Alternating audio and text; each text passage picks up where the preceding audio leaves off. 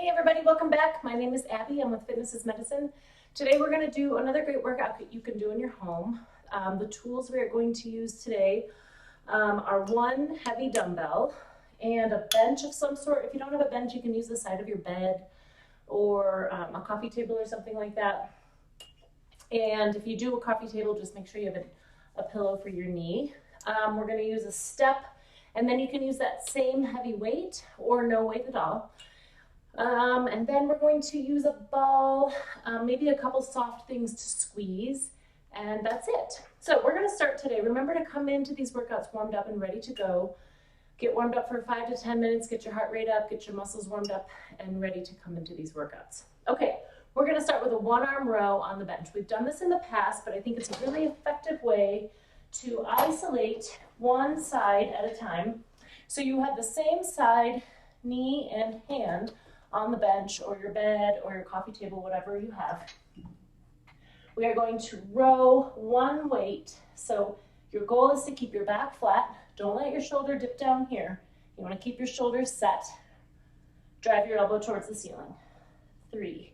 And then you can always stop and switch if you feel like you need a heavier weight or a lighter weight. 6. Nice and slow on that way down. 8. 9 and 10. Good. Okay, now we're just going to switch sides. So just switch your knees. Same side, knee and hand on the bench, so you have a nice flat supported surface. You're going to use the other hand now. Drive your elbow up towards the ceiling, keeping your shoulders set. Make sure you're breathing. 3. And also going slowly both directions. You want to think about squeezing that one side towards your spine. So you're kind of squeezing your shoulder blade towards your spine as you pull up. 8, 9, and 10. Okay, good. Make sure you do that full range of motion on that last set. Baloo is here to help me. Okay, I'm going to move my bench out of the way. Okay, next we are going to do step downs off of a step. So I just have my little step stool over here, but it's effective. You don't need a super high step in order to do this, but I want you to do it next to a railing, somewhere where you can hang on. I'm going to lift up my camera just a little bit.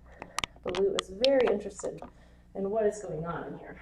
So start with no weight, and then if you feel like you've got it and you're not having any pain anywhere, you can add a weight on one side. So we're going to stand up on one side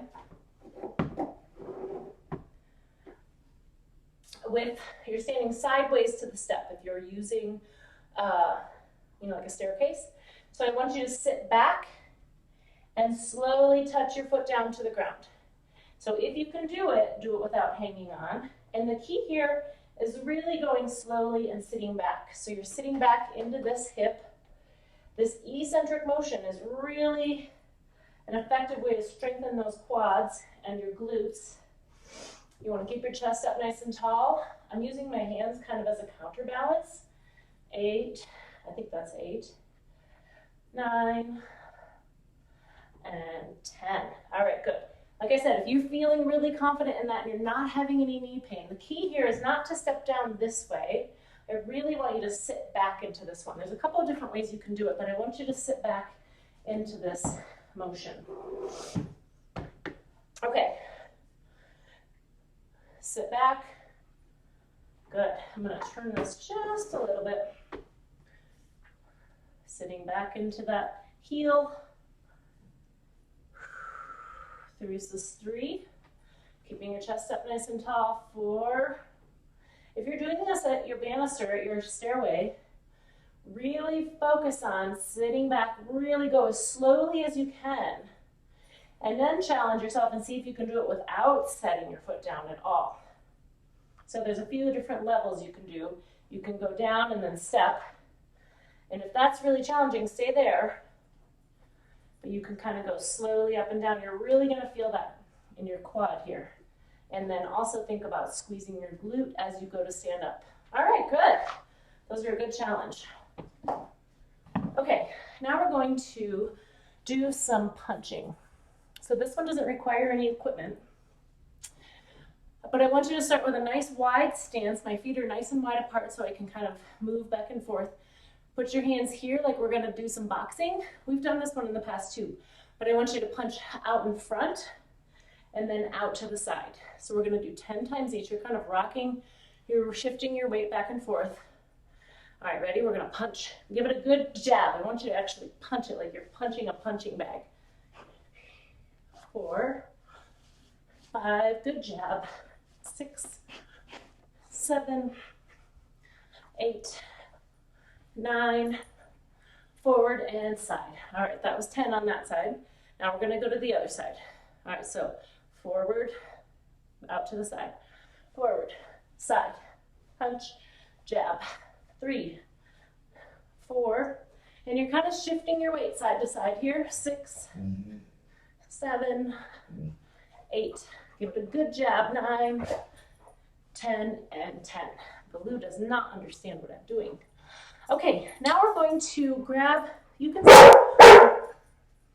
going to sit on a ball, or you can sit on a coffee table and squeeze your ball. There's a couple different ways you can do this. If you have a Pilates ring, that's something else you can squeeze. I've got some balance discs here, and then I'm gonna squeeze another one of my fit balls because it's a little bit smaller. So I'm gonna put one between my knees, and then we're gonna squeeze that.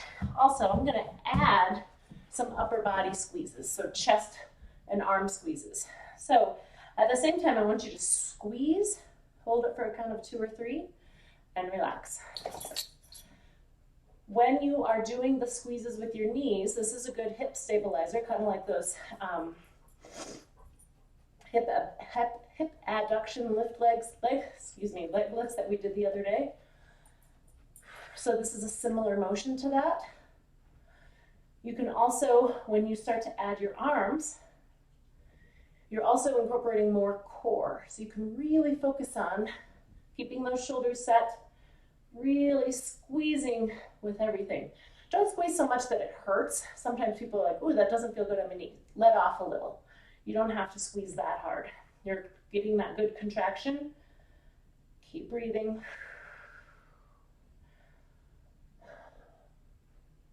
I think we've got 2 left. I got talking and I kind of lost track. 9 and 10. By the 10th one, you should be getting pretty tired. My arms are starting to get a little tired. And really focus on keeping that core nice and tight while you do that as well. And it'll be a great,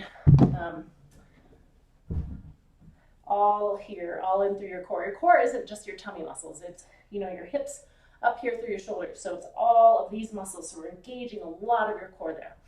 Okay, now we're going to do a balance exercise, an airplane hold. So actually what I'm gonna have you do is we're going to go into the airplane and we're going to hold it. So we're going to hold it here for 30 seconds. Now, if you have a balance disc you want to add, or a balance pad, or a BOSU, or if just this balance hold is plenty, then just do the balance. So I'm going to make sure we're going for 30 seconds. You're just tipping at the hips here. My shirt is a little loose, but you can see I'm just tipping at the hips here. My back is not doing this. See the difference? That's my back. Just hinging here. All right. Breathing.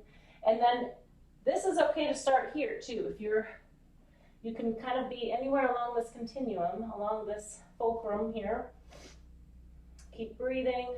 You want to keep your head in line with your spine, so no crunching down here. And that's 30 seconds. Okay. Now the other leg.